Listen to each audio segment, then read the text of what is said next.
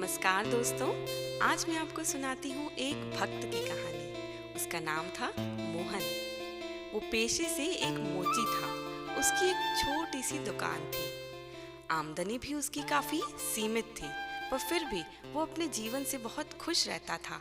मोहन बहुत सच्चा और दूसरों की भलाई करने वाला इंसान था, इसलिए ईश्वर ने उसकी परीक्षा लेने की सोची। एक रात मोहन को एक सपना आया। सपने में भगवान ने उससे कहा कि कल मैं तुमसे मिलने तुम्हारी दुकान पर आऊंगा। अगले दिन जब मोहन उठा तो बहुत उत्साहित था। उसने सुबह से ही तैयारी शुरू कर दी थी। भगवान की चाय के लिए दूध, नाश्ता और मिठाई भी ले आया था। उसने अपनी दुकान को भी अच्छे से साफ करके सजा दिया और फिर बस भगवान का इंतजार करने लगा। उस दिन सुबह से ही बारिश हो रही थी। थोड़ी देर में उसने देखा एक सफाई करने वाली महिला बारिश में पूरी तरह भीग चुकी है और ठिठुर रही है। मोहन को उस पर दया आ गई। उसने भगवान के लिए लाए गए दूध से चाय बनाकर उसको पिलाई। दिन गुजरने लगा। दोपहर के करीब 12 बजे एक महिला अपने बच्चे को लेकर दुकान के दरवाजे पर आई। उसने मोहन से कहा, मेरा बच्चा सुबह से बहुत भूखा है और मेरे पास दूध खरीदने के पैसे नहीं हैं। और मोहन तो था ही दयालु।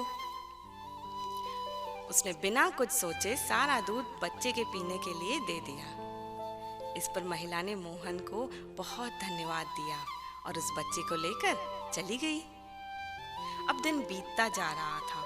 इसी तरह शाम के 4 बज गए। मोहन दिन भर बड़ी बेसब्री से भगवान का इंतजार करता रहा। तभी वहां एक बूढ़ा आदमी आया। उसे देखकर लग रहा था मानो चलने से भी लाचार हो। उसने मोहन से कहा, बेटा, मैं भूखा हूँ। अगर कुछ खाने को मिल जाए तो तुम्हारी बड़ी मेहरबानी होगी।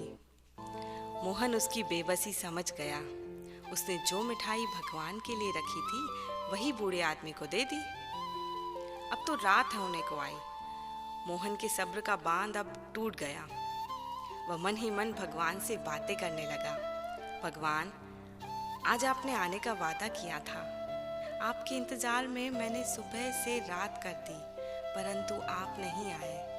भगवान, क्या मुझसे कोई गलती हो गई है?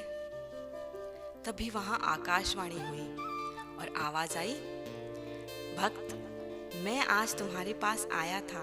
एक बार नहीं बल्कि 3 बार, और तीनों बार मैं तुम्हारी सेवा से बहुत प्रसन्न हुआ हूँ।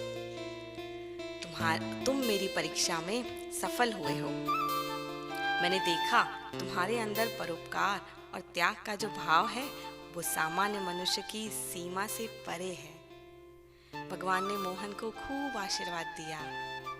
यह सब सुनकर मोहन की आंखों में खुशी की चमक आ गई और उसे समझ आ गया कि हमें कहीं भी किसी भी रूप में भगवान मिल सकते हैं।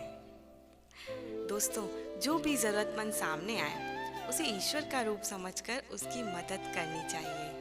वो भजन सुना है ना आपने, पता नहीं किस रूप में आकर नारायण मिल जाएंगे।